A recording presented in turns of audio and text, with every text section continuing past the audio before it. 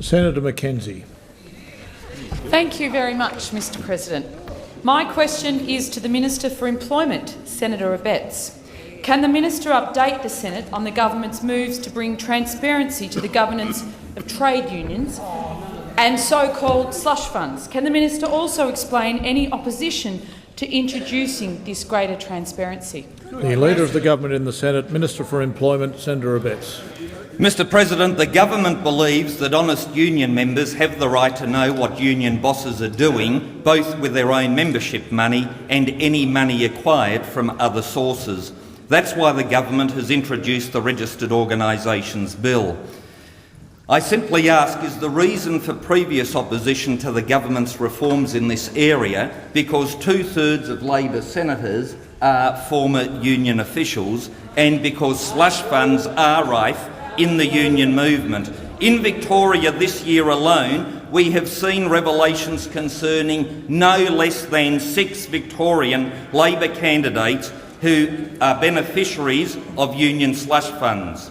Labor's member Mellon set up a clandestine slush fund that ripped off honest AWU members and bankrolled his political career and lifestyle. According to The Age, Mr Mellon squandered $40,000 on, quote, swish international and local restaurants and hotels and on alcohol and electronics. On the 14th of May 2013, Industry 2020 made a $20,000 donation to an organisation operated by a Labor MP, Marlene Kairouz, and Kirsten Saylor, a Labor candidate. On the 16th of December, $1,550 was made available to Natalie Hutchins, Labor Shadow Minister for Industrial Relations, and so the list goes on. Labor Shadow Attorney General Martin Pakula received at least $15,000 from a secret slush fund, what has been described as a significant cost to the honest members of the National Union of Workers. Why is it that Labor senators have opposed reforms that would introduce greater accountability to union affairs and slush funds? The Australian people are waiting for the answer. The question has expired. Senator McKenzie, a supplementary question. Thank you very much, Mr President. Can the Minister further inform the Senate of the extent of any activities by union slush funds in my home state of Victoria? Minister. Mr President, indeed it could be said that Victoria is the slush fund capital of Australia. In 2006, the National Union of Workers slush fund, known as IR21, paid $10,762 to the campaign of Labor's Martin Pakula, a former NUW official. On the 11th of April 2013, it made a $1,500 donation to Mr Pakula's Lyndhurst SEC. When questioned about these shady transactions, Mr Pakula claimed that, quote, any donations made to me by IR21 or anyone else were properly disclosed. The problem is the $3,400 donation made to his campaign on the 9th of August 2006 was not, in fact, disclosed. The submissions of counsel assisting the Royal Commission noted that there is no explanation as to why this amount was not recorded in the donations part of the ledger. Thank you, this Minister. is the legacy that we need to clean up. Expired. Senator McKenzie, a final supplementary question. Yes, Mr President.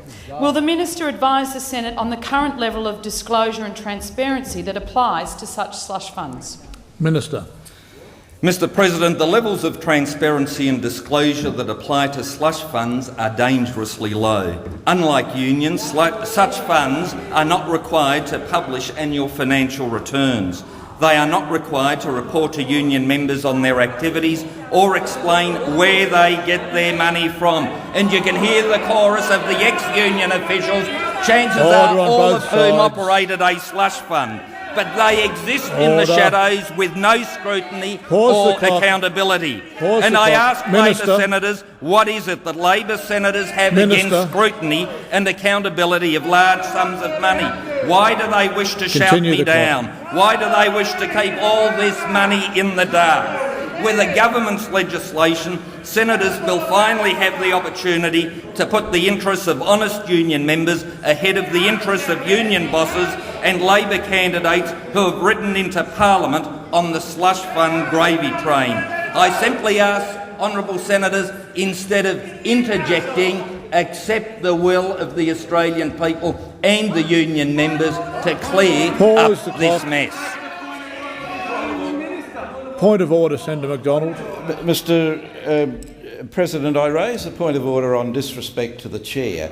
It's certainly better having Senator Wong with her back to you than shouting at all the time, but she has shown complete disrespect to you with her back to you most of the time during those questions, organising some stunt to take place now, I assume. There is no point and I'd of ask order, you to bring her to order. There is no point of order, Senator McDonald.